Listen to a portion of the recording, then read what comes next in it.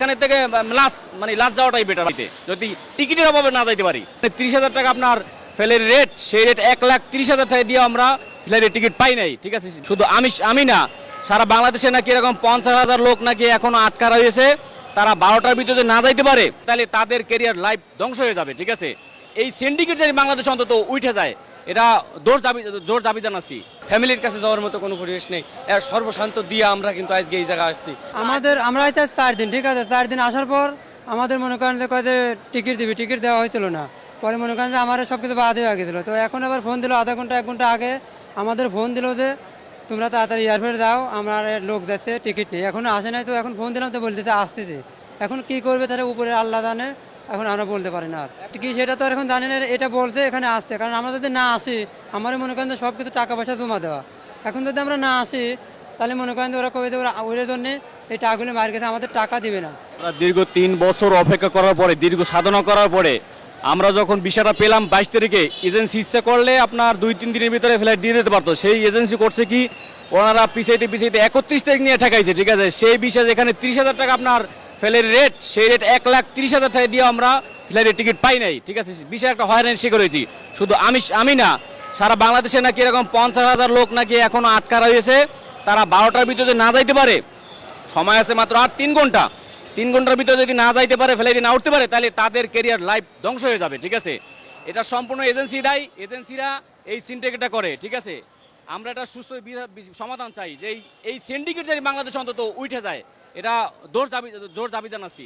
সরকারের কাছে একটা জোর দাবি যেন আমরা যাইতে পারি। আমাদের যাদের ভিসা হয়েছে, আমরা যত শ্রমিক, আমাদের যাদের ভিসা হয়েছে, অন্তত আমরা টিকিটের অভাবে যাইতে পারছি না। সব কাগজপাতি আমাদের কমপ্লিট।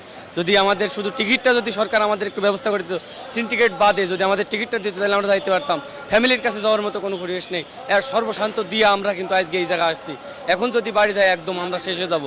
সরকারের কাছে একটা জোর দাবি যে অন্তত আমরা টিকিট পাই, আমাদের টিকিটটা যেন দেওয়া হয়। এই হচ্ছে সরকারের কাছে একটা আবেদন যে আমরা যেন টিকিটটা পেয়ে যেন আমরা যাইতে পারি। যে এজেন্সিতে আমরা গেছিলাম, এজেন্সির কথা বললাম, যে তারা বললো যে টিকিটের আমরা প্রয়োজনে তাদের বলছি আমরা আরও 50,000 টাকা বাড়তি দেবো টিকিটের। এখন তারা বলছে 2 লাখ টাকা, কিন্তু 2 লাখ টাকা দেওয়ার সামর্থ্য আমাদের আর নাই।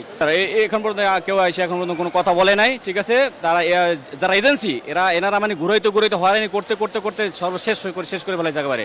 7 দিন পর্যন্ত আমরা ওই জায়গায় এজেন্সিতে বসে রয়েছি, খাইছি, ঘুমাইছি, ওই সিঁড়িতে ওই জায়গায় রয়েছি। ঠিক আছে, তো সিন্ডিকেটের কারণে আমরা আজকের এতটা মানে কষ্ট বিষয় হয়েছে।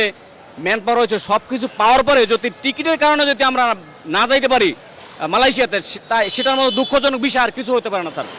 এটা জোর দাবি যাচ্ছে সরকারের কাছে, জানি সিন্ডিকেটটা অন্তত ভেঙে যারা 50,000 কর্মী বাংলাদেশে আছে তারা জানি যাইতে পারে, সেই ব্যবস্থাটা জানি সরকার করে দেয়। এটা সরকারের কাছে বিনীত আবেদন এবং বিনীত রিকোয়েস্ট। কারণ সর্বসাকুল্যে আমরা মধ্যম ফ্যামিলির লোক, 6-7 লাখ টাকা জোগানো আমাদের পক্ষে সম্ভবই না। সেটা বাড়ি বন্ধ করে, গরু বেচে, স্বর্ণ বিক্রি করে, বিভিন্ন উপায়ে আমরা এই টাকাটা জোগাড় করতে হয়। এই টাকাটা জোগাড় করার পরে যদি আমরা না যাইতে পারি, সেক্ষেত্রে আমাদের মতন আর হতাশা। এখানে থেকে লাস্ট যাওয়াটাই বেটার বাড়িতে যদি টিকিটের অভাবে না যাইতে পারি। আমরা জানতাম যে 31 তারিখের পরে, 31 তারিখ রাত 12টার পরে আর কোনো লোক মালয়েশিয়াতে যেতে পারবে না, এটা আমরা জানি। কিন্তু ওনারা ওই বলতেছে টিকিট পাই যাবো করতে করতে এজেন্সিওয়ালারা ওনারা ওই স্বল্প মূল্যে আপনার টিকিট কেনার আশায় তারা এই 31 তারিখ পর্যন্ত এসে ঠেকাইয়া এখন জনগণরে হয়রানি করতেছে। এটা এজেন্সিওয়ালার দোষ, যারা সিন্ডিকেট করে তারা এই কাজটা, তারাই আমাদের এই হয়রানিটা করেছে। আমার দেশে পাঠা দিলে কই যে টাকা ফেরত দেবো, ওই দালালে কইছে। সেমন সমস্যায় পড়ে যাবো আমরা গরিব মানুষ, বাড়িঘর বেঁচে আমরা টাকা জমা দিয়ে বিদেশে যাচ্ছি। আমরা টাকা জমা দিচ্ছি 5,45,000। এই জন্য টিকিট দেওয়ার লেগে আমার এনে আসতে বলছে। হ্যাঁ।